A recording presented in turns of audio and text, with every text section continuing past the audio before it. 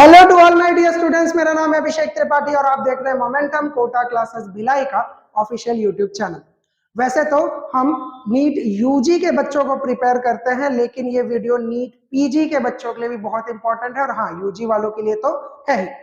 NEET PG के बच्चों के लिए इसलिए क्योंकि ये जो एग्जामिनेशन की बात करने वाले हैं नेक्स्ट का एग्जाम जो है ये नीट पीजी जो करना चाहते हैं उनके लिए है, मतलब कि एमबीबीएस के अंडर ग्रेड प्रोग्राम वाले अंडर ग्रेड मेडिकल स्टूडेंट्स,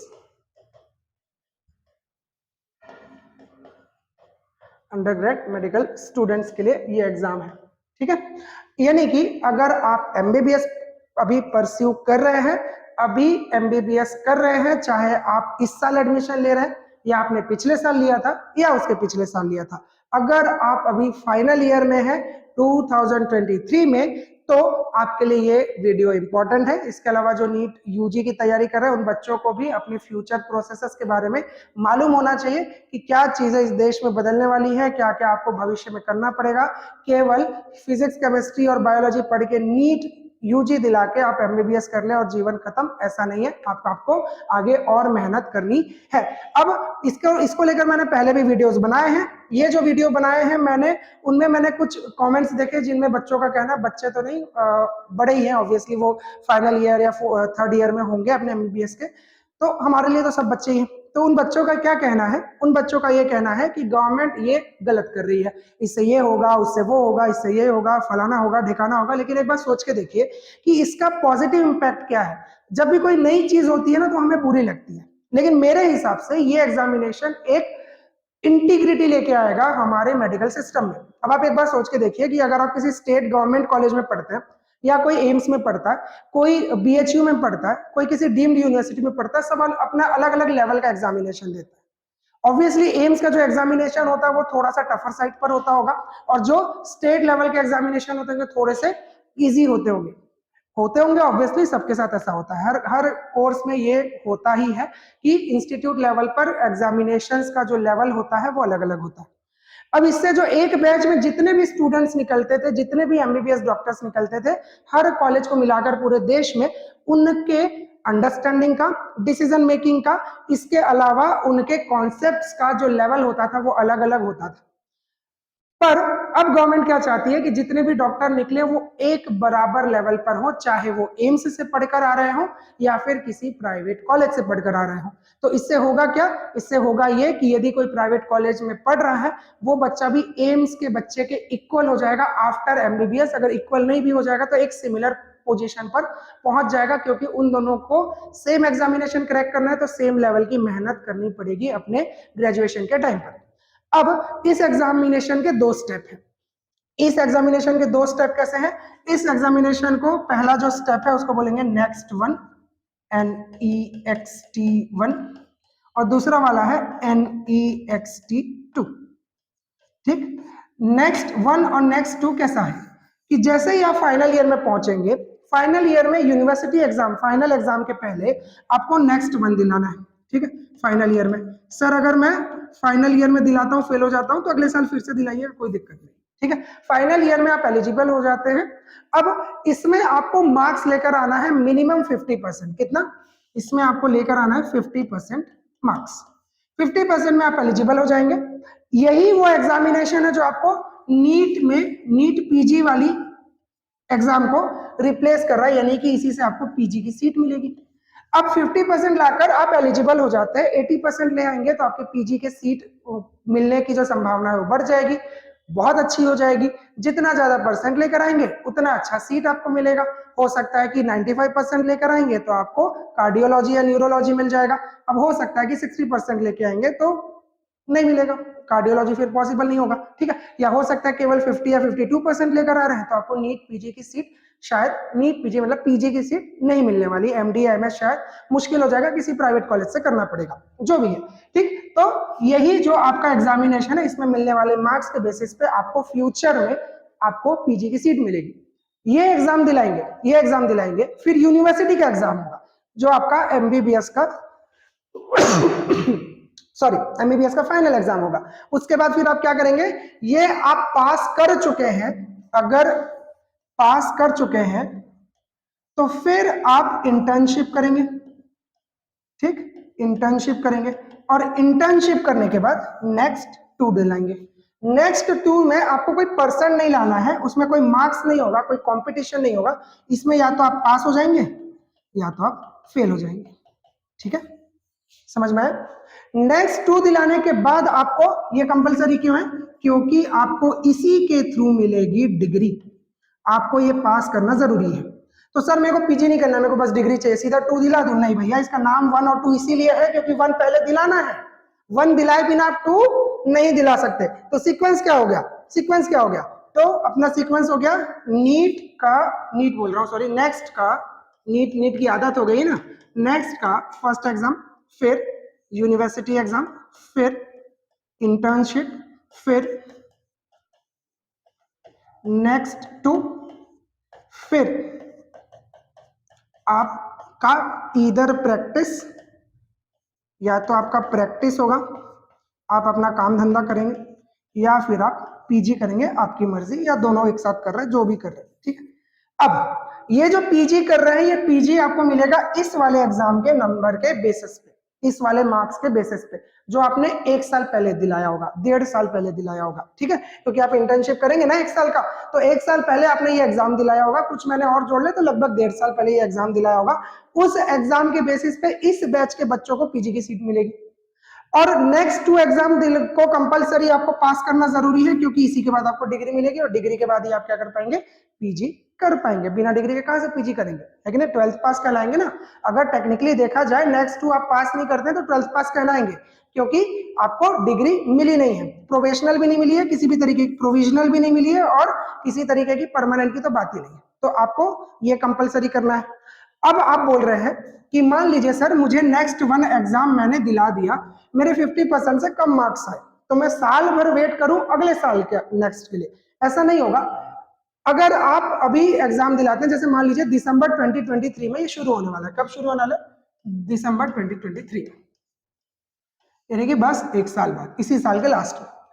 अगर आप इसमें फेल हो जाते हैं नेक्स्ट 1 में, तो जनवरी या फरवरी में फिर से ये नेक्स्ट एग्जाम होगा, अगर उसमें भी फेल हो जाता है तो फिर से दिसंबर में एग्जाम होगा, फिर से फेल हो जाता है तो जनवरी फरवरी में फिर से होगा। कंटिन्यूसली आप एग्जाम में पार्टिसिपेट कर सकते हैं, लेकिन एडमिशन से लेकर 10 साल तक आपको टाइम मिलेगा, यानी कि 5 साल आपके पास हाथ में रहेंगे अपना डिग्री कंप्लीट करने के बाद, कि 5 साल में आप 10 अटेम्प्ट देंगे ना, उन 10 अटेम्प्ट में आपको नीट पीजी का सॉरी नेक्स्ट 1 क्लियर करना है, बार बार नीट पीजी हो रहा है, नेक्स्ट 1 आपको क्लियर करना है। क्या बोला मैंने, आपको 10 साल का टाइम दिया जाएगा इसको क्लियर करने में, 10 साल नहीं लगने वाले, ऑब्वियसली बात है, हो सकता है फर्स्ट अटेम्प्ट क्लियर ना हो, लेकिन सेकंड अटेम्प्ट तक या थर्ड अटेम्प्ट तक हो जाएगा। Second attempt is far more easier than first attempt, तो मान लेते हैं सेकंड अटेम्प्ट में कर लिया, सेकंड अटेम्प्ट मतलब उसी साल, जैसे ही आपका फाइनल ईयर है, फाइनल ईयर चलते चलते आप दिला लेते हैं, बाकी सारा सब कुछ प्रोसेस कंप्लीट कर लेते हैं, ये प्रोसेस तो पहले जैसा ही है जैसे पहले था। अब नेक्स्ट 2 दिलाते हैं, नेक्स्ट 2 दिलाते हैं, नेक्स्ट 2 में अगर फेल हो गए, नेक्स्ट 1 पास कर लिया था, नेक्स्ट 2 में फेल हो गए, तो क्या फिर से नेक्स्ट 1 दिलाएंगे? नहीं, आप फिर से नेक्स्ट 2 दिलाएंगे। आप ही का ये नेक्स्ट 1 था, ये आप ही का नेक्स्ट 2, इसमें पास हो गए, इसमें फेल हो गए, इसमें फिर से एक चांस मिलेगा, उसमें पास कर लीजिए, नहीं कर पाते तो अगले साल नेक्स्ट 2 दिलाइए। नेक्स्ट 1 का जो मार्क है वो 3 साल तक वैलिड रहेगा, इसको आप 3 इयर्स तक कैरी करिए, 3 साल तक आपको फिर से नेक्स्ट 1 दिलाने की जरूरत नहीं है। बात समझ में आई? आपको 3 साल तक फिर से नेक्स्ट 1 दिलाने की जरूरत नहीं है। पर मान लीजिए जैसा कि मैंने बोला कि 50% से जितना ज्यादा होगा पीजी की सीट उतनी अच्छी, तो क्या आपको अपने आप को बेटर करने का मौका मिलेगा। इस बार मान लीजिए 55% आए और मैं एलिजिबल तो हो गया, मैं नेक्स्ट 2 दिलाने वाला हूं, लेकिन क्या मैं नेक्स्ट 1 को बेटर कर सकता हूं? बिल्कुल नेक्स्ट 1 को बेटर कर सकते हैं। नेक्स्ट 1 में रीअपियर कर लीजिए 1 महीने बाद, और उसमें अगर आपके 75% मार्क्स आते हैं तो आप बेटर पोजीशन पर चले जाएंगे। लेकिन याद रखिएगा कि अगर यहां तक क्लियर है, यहां तक कोई दिक्कत नहीं है, अगर नेक्स्ट 1 आपने फर्स्ट अटेम्प्ट में 55% लेके आया और दूसरी बार दिलाया और 75% लेके आया, दोनों को टोटल करेंगे, ठीक है, दोनों को टोटल करेंगे तो क्या आएगा 130, ठीक, 2 अटेम्प्ट है, 130 का एवरेज निकलेगा, कितना निकलेगा यहाँ पर ये 65, तो आपका परसेंट हो जाएगा 65, ठीक है।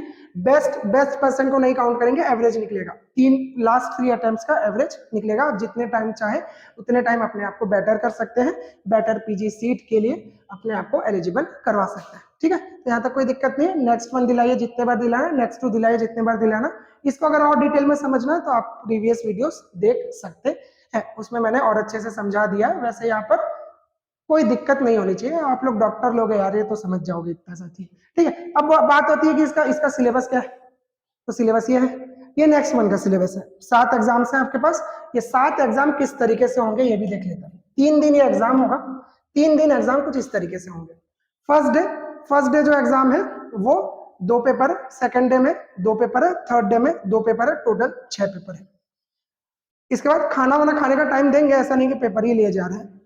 आइटम्स का मतलब है क्वेश्चन, ठीक है, ये आइटम्स का मतलब है क्वेश्चन। अब आप लोग बोलोगे सर ये पहले से कैसे लिख के रखे हो? एक्चुअली ये रीटेक वाला वीडियो है, उस समय कुछ हो गया था, कोई आ गया था बीच में अचानक से, तो रीटेक करना पड़ेगा है। अब इसको मैं क्लियर नहीं कर पाया और मैं पकड़ा गया, तो ऐसा तो होता रहता है, कोई दिक्कत नहीं है। अब देखिए ये आपका पूरा चार्ट मैंने बनाया कि नंबर 1 पेपर मेडिसिन का होगा। ये देखिए ये सारे जो पेपर है ये फर्स्ट और सेकंड ईयर के नहीं है ना, सारे पेपर जो है आपके 3rd और 5th ईयर वाले हैं। अब जो बच्चे अभी नीट यूजी की तैयारी कर रहे हैं उनको ये सब शायद समझ में ना आए कि मेडिसिन क्या है, सर्जरी क्या है। ऑब्वियसली ये सारे क्या है, सब्जेक्ट्स के नाम है जो आप एमबीबीएस में पढ़ते हैं। इसके बाद गायनेकोलॉजी है, पीडियाट्रिक्स है, इसके बाद ईएनटी है, उसके बाद ऑप्थेल्मोलॉजी है। ठीक है, अब ये सारे जो सब्जेक्ट्स होते हैं ये आपको एमबीबीएस में पढ़ने होते हैं और जो एमबीबीएस कर रहे हैं उनको मालूम ही है। मेडिसिन से 120 क्वेश्चन आएंगे, सर्जरी से 120 क्वेश्चन आएंगे। जिनमें भी 120 क्वेश्चन आएंगे उन पेपर में आपको 3 घंटे का टाइम मिलेगा। ये सब एमसीक्यू है, ये क्या है, एमसीक्यू है। और जिन पेपर में जैसे कि ईएनटी में या फिर पीडियाट्रिक्स में 60 क्वेश्चंस है तो उसमें आपको 1.5 आवर्स का टाइम मिलेगा।